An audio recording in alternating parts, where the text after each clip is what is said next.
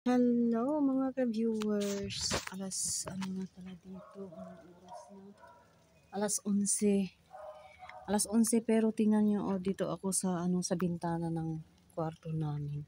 Tingnan niyo umuulan. Umuulan at wala kang makitang naku, maulanan na yata yung phone ko. Yan foggy. Fog. Yan sa sobra. Tingnan niyo. Ano na ngayon, March.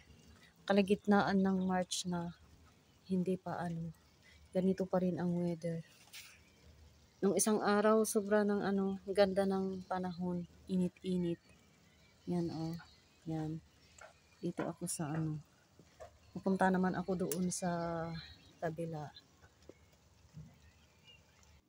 Tingnan nyo nandyan na yung mga nilabhan ko kagabi. Yan dito, pinasok ko na dito sa ilagay ko na dito sa salon. Paano nito matutuyo. Yan, kaya pinasok ko dito sa salon. Yan yan, punta na ako dito sa balcony ng salon. Naku, umuulan. Umuulan Kaya hindi ko nilagay dito ang damit dito sa balcony kasi nga babasa sa hangin kasi plus hangin. Kahit pwede mong ilagay dito, maanuhan pa rin. Hindi maganda ang niya. Yan diba? March na ngayon, kalagitnaan ng buwan, pero ganito pa rin. Kahapon, mga sobrang ganda ng panahon na kapag na ako ng mga makapal na blanket, pero bigla na lang ngayon. Yan diba? Naka-sleeper pa naman ako. Hindi ko pwedeng yan.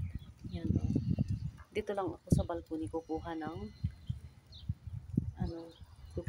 video.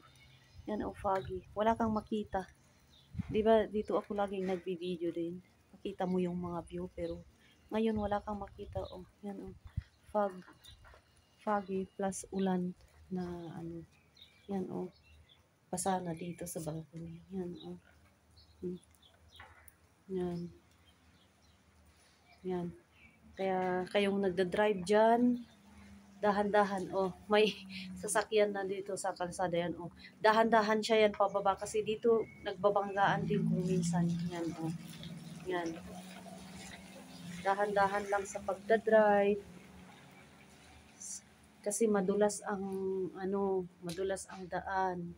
Yan yan, sobrang foggy, wala kang makita lalo wala kang makitang bahay doon sa kabila. Yan. Maraming salamat sa panonood mga ka-viewers.